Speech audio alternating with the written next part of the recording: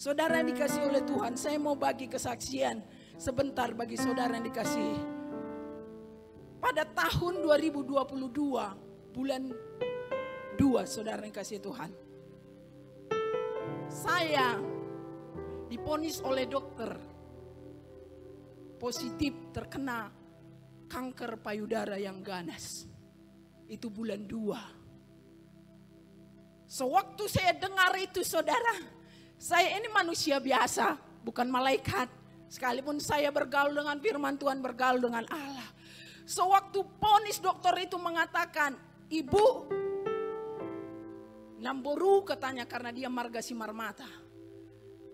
Setelah kita cek lab, biopsi dan USG, itu medis semua. Ibu positif dan jangan dilama-lamakan ya bu. Sewaktu saya dengar perkataan kanker ganas itu, saudara, manusia normal saya berkata begini, besok kamu mati. Besok selesailah hidupmu. Besok selesailah, iblis mulai suntik. Sewaktu itu saya seperti daun. Saya nggak tahu harus berbuat apa, saya nangis.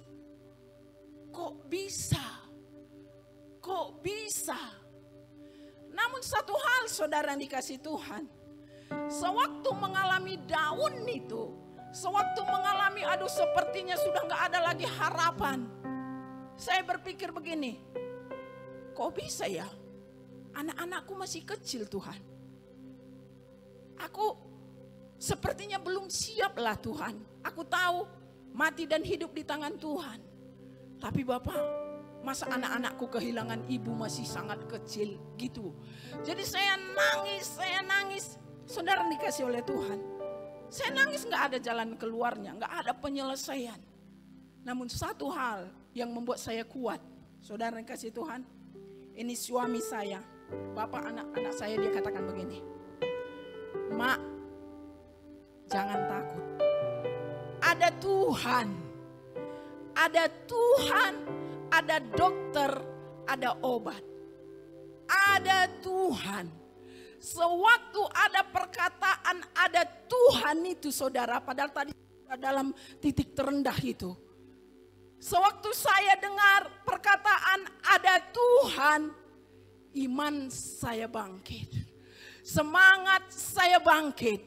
Saya percaya tidak ada satu hal apapun terjadi tanpa seizin Tuhan. Tidak ada hal apapun yang bisa menimpaku kalau Tuhan tidak izinkan. Sewaktu itu bangkit saudara dikasih Tuhan. Saya menyadari satu hal. Tiba-tiba muncul apa yang diperkatakan oleh firman Tuhan. Hati yang gembira itu adalah obat. Semangat yang patah itu mengeringkan tulang. Pilihan ada 2. Mau hati gembira atau semangat yang patah. Sewaktu saya dengar itu saya mulai bersorak. Saya mulai bangkit dan saya katakan dengan suami. Kita masuk dalam doa. Bergandengan tangan setiap pagi saudara. Perkatakan firman Tuhan. Hati yang gembira adalah obat. Kanker itu kecil oleh darah Kristus. Itu sudah selesai di atas salib karena Kristus. Oleh bilur-bilur Yesus aku sembuh. Oleh bilur-bilur Yesus aku sembuh. Perkatakan firman. Pegang firman. Dan itu digenapi saudara. Digenapi, saya melihat bagaimana tangan Tuhan menolong dan memberkati, proses demi proses bisa terjadi. Satu hal yang saya sangat rindukan dahulu itu Natal di Mickey Holiday kita bulan 12. Saya baru selesai operasi di bulan 10 pertengahan. Lagi di ranjang rumah sakit itu saudara. Satu hal doa saya katakan kepada Tuhan begini. Tuhan, aku mau hadir di Mickey Holiday. Tuhan, aku mau hadir di Mickey Holiday. Sekalipun posisi dan kondisi saya pada waktu itu. Saudara dikasih Tuhan, orang yang penyakit kanker itu, kalau dia mengalami pengobatan yang datangnya dari dokter medis, satu hal yang pasti itu botak. Itu botak saudara dikasih Tuhan. Pelontos seperti solin, gak ada satupun rambutnya. Namun di tempat tidur itu, rumah sakit itu saya katakan Tuhan aku mau bulan Desember Natal nanti di tengah-tengah gerejamu Gak mau aku ketinggalan Tuhan. Hadir aku di sana beserta keluargaku. Dan apa yang kita pegang melalui firman Tuhan. Firman Tuhan mengatakan hati yang gembira itu adalah obat. Itu genap atas keluarga kami, saudara. Genap atas keluarga kami. Kenapa? Karena janji Tuhan, kita melihat di sini, penolong supaya Ia menyertai kamu selama-lamanya, enggak sebentar. Perkataan selama-lamanya itu ada penyertaan Tuhan bagi orang yang mau dengar dan lakukan firman Tuhan.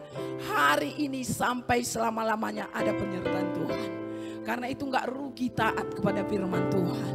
Di saat kita taat kepada firman, kita lakukan firman dan alami firman, maka kita akan melihat kemuliaan Allah nyata dalam hidup kita. Amin. Saya gak tahu apa yang saudara hadapi saat ini.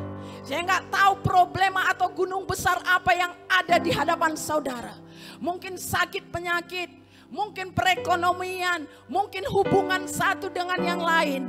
Kalau saudara pegang firman Tuhan, Allah katakan bahwa orang yang mengasihi Tuhan dan melakukan perintahnya disertai sampai selama-lamanya. Allah menyertai apapun kondisi kita. Bagaimanapun keberadaan kita, ada Allah yang menyertai. Dan penyertaan Allah itu lebih dari cukup. Dari apa yang kami alami saudara, maka saya tahu kekayaan yang paling besar itu bukan uang, bukan kesehatan. Tapi kekayaan yang paling besar ada penyertaan Tuhan atas hidup kita. Ada penyertaan Allah atas pribadi kita. Karena di saat ada penyertaan Allah saudara dikasih Tuhan, Goliat yang tinggi besar itu bisa tewas hanya dengan